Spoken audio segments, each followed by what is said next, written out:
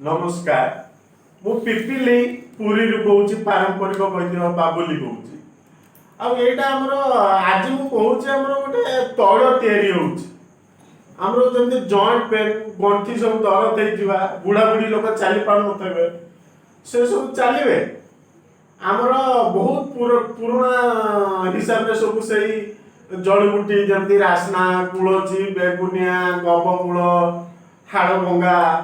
आउ किछि बहुत अछि एमिति सब ए लोकल कलेक्शन करके हमर ताको सब रस बाहर करके से हांडी से काठ चुली से इतरे सब हमर गोटे एडा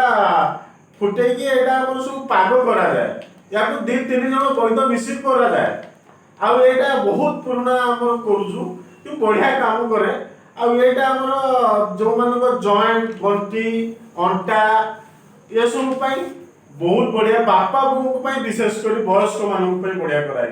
कहीं बहुत दिन है परीक्षित हो जाइए या सकाशे आमको जो सरकार तरफ गोटे ओडिशा वैद्य संपन्न हुए 3 नंबर रे आ सब डिस्ट्रिक्ट लेवल आम भी दौचु सब डिस्ट्रिक्ट लेवल आमको डाकुंट आम जो कलिंग आयुर्वेदिक मेला हुए से सबुठी पाइबे सब वैद्य मैंने जाऊँच किंतु आमको गोटे जिनस चिन्हित बेसी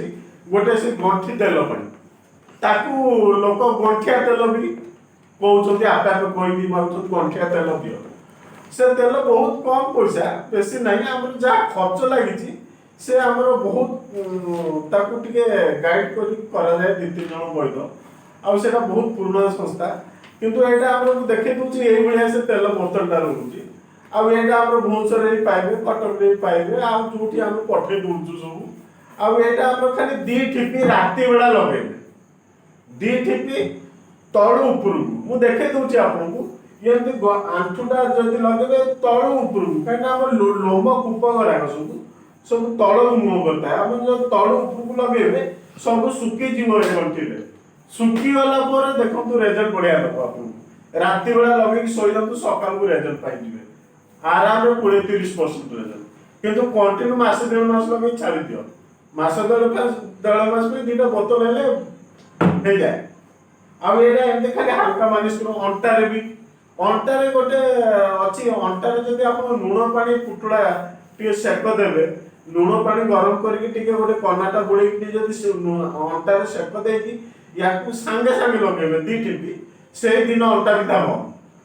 आंखुरे सेक दबा दरकार नहीं खाली अंटारे आउ एक हाथ खुआ गंठी जते खंजा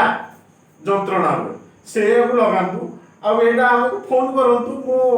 ओडिशा भितर मु पठे दूची किसी असुविधा नहीं आ बाहर तो जाई परनी